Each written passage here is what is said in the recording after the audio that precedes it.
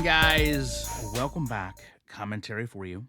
And let me just start by saying it does seem like they've put more into the Thursday night football, the Sunday night football, the Monday night football, and that's been needed. And I'm glad that that's in the game. However, the problem is, and this is where a lot of people seem to have disagreements in the community about whether someone's being negative or someone's just willing to accept anything that's given to them. Because there's a lot of just accepting what's given to you in this trailer. We're going to talk about that in detail, but understand Thursday Night Football started in 2006. So you're realistically looking at 20 years and we're just now being sold this. Now, granted, I'm not going to sit here and say it hasn't been in the game before. It has been. But I think this not only speaks to how far behind EA is, but also how EA continually sells us the same things.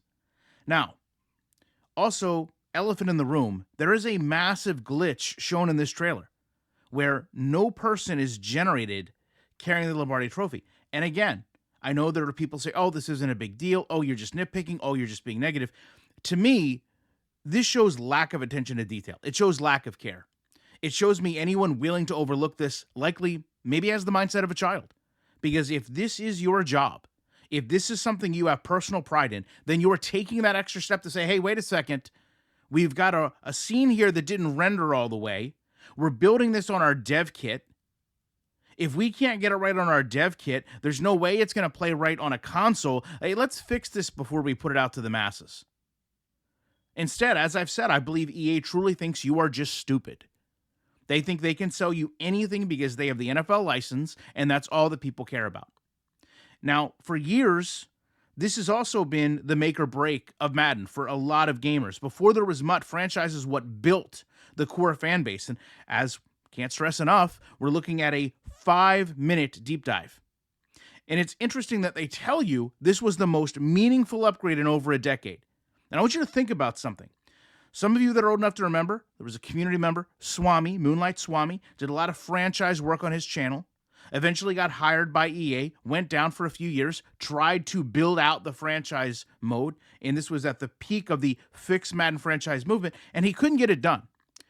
I do believe, and I could not find it, that they had a sit-down, like a 20 or 30-minute, all of them on sofas, preview going over all the changes that have been made. So it's very disrespectful to him and the community to basically say, listen, we took a community member down here.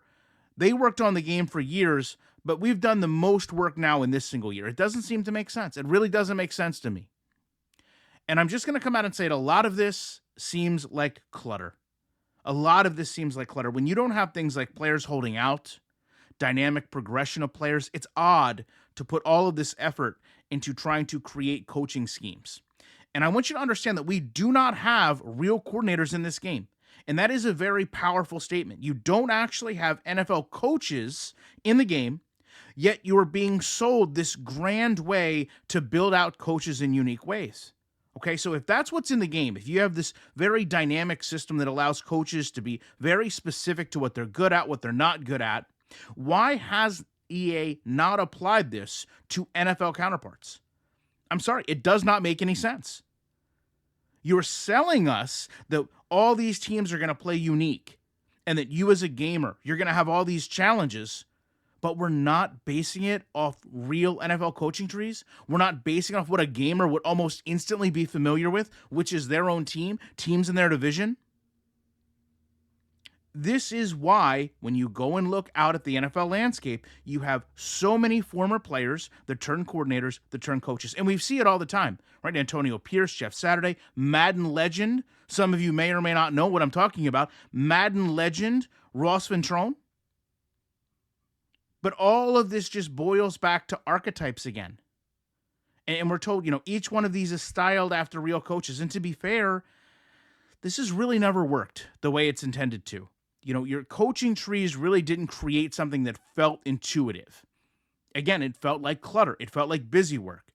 You felt like you were micromanaging coaching rather than actually having a hands-on experience with gameplay, with schemes. This goes into this revamped weekly strategy. And I think we know Weekly strategy historically has been something that gamers have just skipped. It becomes a remedial task, it gets set on automatic because we need a way to make it a meaningful part of the game. There has to be a true risk versus reward, and it's not going to be done with plus 3 points here, minus 1 point there. Overall, the team's a little better here, a little worse, because the gameplay is so animation dependent. We know it really doesn't matter. We also, get to see screenshots of, fourth quarter in the game. They've got these boosts to, as I just talked about, catching accuracy. And they claim that these 48 game day abilities are going to combine with 28 season abilities with 4 different tiers of progression that is going to unlock new abilities.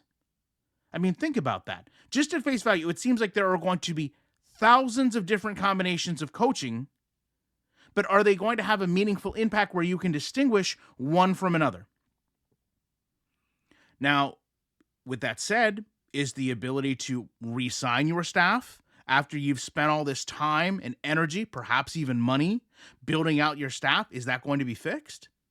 Is the sim logic fixed for the AI to retain their coaches that also have all of these very unique and specific traits to fall in line with a coaching staff? And I understand the Muppets are going to be all over this, right? They're going to be so happy. There's 3 new coaching shirts. But from what I saw, nothing impacts owner's mode. So how do you have all of this impact one aspect of the game, but not another like owner's mode?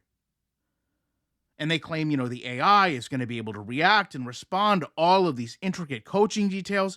And again, the problem is we don't know tangibly how any of this is going to work. And I'm just going to say it. EA's track record of implementing this stuff is very poor. And they also tend to throw way too much into those little, this is going to be how your player changes. +1 catching, +1 fumble, -3 speed.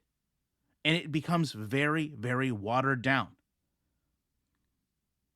The reality is, if it doesn't create a tangible difference from week to week, if it doesn't make the gameplay feel unique, you as a user are not going to sit there and take all this time to game plan around things. To that point, they give you this play sheet, which you can apparently upgrade through different tiers. We get this wear and tear system, which seems very much like the NCAA game.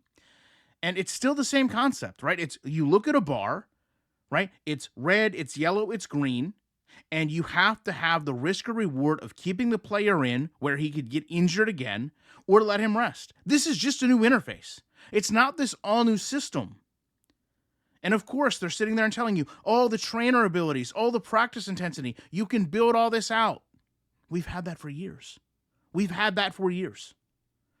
And franchise used to pay fictional money to purchase these things. And the more money you made, the better pieces you could get. That, in a sense, mattered. And it was a quick 2-second process. Oh, the team did well. I made more revenue. I'm going to upgrade this. I'm going to upgrade that. It didn't fall into all these little brackets of attributes. You knew right away it was going to make a meaningful change, and there was short, concise options and paths, not massive, non-linear paths. We get these strategic coaching screens with text dialogue. We hear Rich Eisen doing some narration, but it just seems so static. It seems so stale. Even what we heard, it sounds like Rich Eisen is talking to you about your coach. And then they literally say, oh, it's so dynamic. We're resold on weather and how games are going to feel different each week. We get a new halftime show, which again, I'm glad to see this. Right? But go back to Madden 10, the extra point. They built a whole network into Madden. Never build upon. When you don't build on these things, and they're here 1 year, gone the next, come back 1 year, leave 2 years later, when you're not building upon things, you're never going to see a true change in the game. And of course, listen, these highlight clips we're seeing is met with more generic. The witching hour is upon us. Let's get into the highlights. No, we don't want that. You're doing the bare minimum, EA. We want to hear Rich Eisen talk about specific situations, halfback battles, veteran players struggling with leadership, big runs, big passes. Not this stale, generic, record these lines we're going to email over to you, and we'll just play them in the game when these certain requirements are met. But again, if you want toxic positivity, if you want people to just tell you, don't worry, Junior, everything's going to be okay, look at all the great things they've added, you got a million places you can go.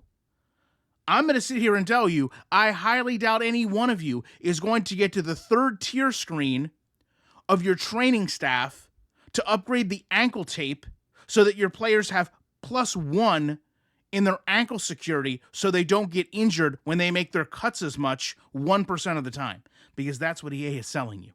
It is so insane that the gameplay lacks so much, but they're willing to sell you these insane details that, quite frankly, a lot of people don't even notice in the game.